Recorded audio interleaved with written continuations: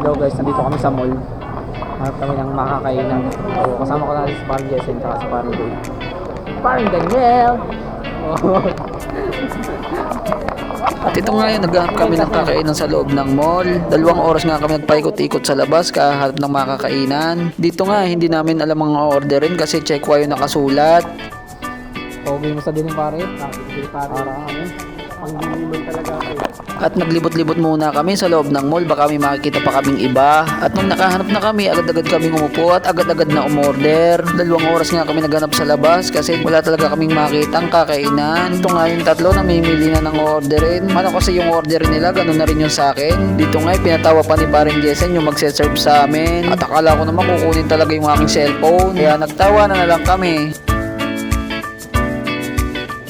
Habang inaantay namin yung aming mga order ay nagkwentuhan muna kami sa mga bagay-bagay tungkol sa malalaking sahod nila, incentive, bonus. Abay biruin mo ga naman, yung isa sa amin ay naka iPhone 17 na. Halos mag-aan na buwan pa nga pa lang sila dito. Ako naman ay 3 buwan pa lang. Ay di ba Paldo? Dito naman ay tinawagan namin yung tropa namin sa Pinas. At ito na nga yung order namin natin ni ate. Share nga pala kami dito mga idol. Habang busy nga sila, ako naman nakatitig sa pagkain kasi naglalaway na talaga ako. Kanina pa akong gutom. Ikaw ba naman yung 2 kilometers yung nilakad? Sigurado magugutom ka talaga.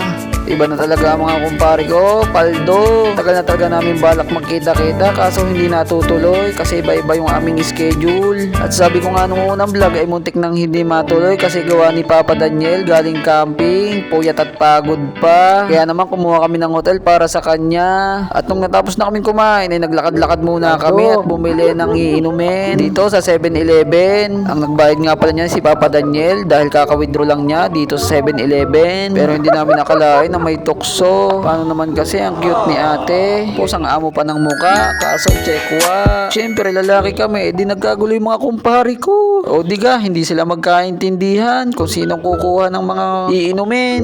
Buti na lang checkwa si ate kasi hindi nila naintindihan yung sinasabi namin. Ay kung hindi, yari sa inay. Nga pala mga idol, may sarili-sarili na nga pala kaming asawa at saka mga anak. Kaya nga nagpapakabait kami dito sa Taiwan. Dito nga ay nagulat ako kay Paring Jessen, bigla na lang dinakma. Pero joke lang mga idol kasi masaya lang kami dahil nagkita-kita ulit kami sa loob ng 3 buwan. Jessen eh. Sige.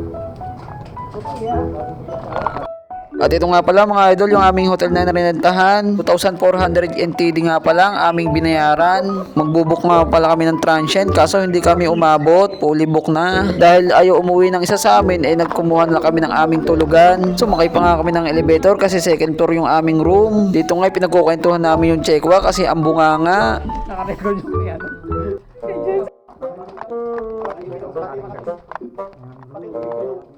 Pira ka to, putang nagpal tao. Parang ngayon pa nakating silong bahay ah.